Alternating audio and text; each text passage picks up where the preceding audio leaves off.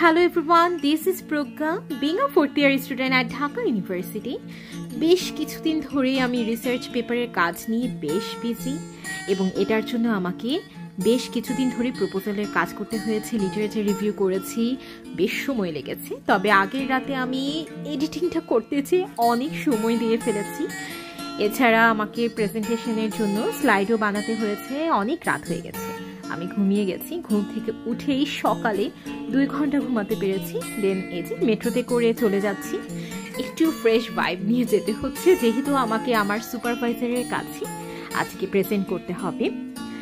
Metro চলে এসেছি এবং খুব চটজলদি 2টো ব্যাগ নিয়ে আমি এসেছি। ইউ ক্যান সি, এই যে একটা ব্যাগ, এই যে আরেকটা ব্যাগ, ল্যাপটপ অ্যান্ড আমার পার্সোনাল ব্যাগ। সো এই যে আমরা প্রেজেন্টেশন দিচ্ছি আমার সুপারভাইজারের কাছে।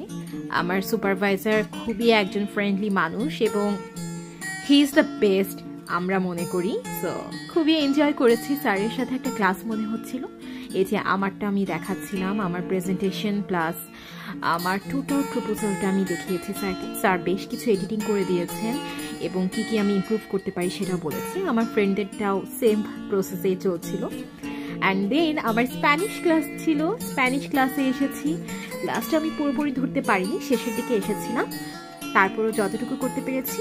এরপর আমি ক্লান্ত হয়ে বাসায় চলে গেছি। Bye bye.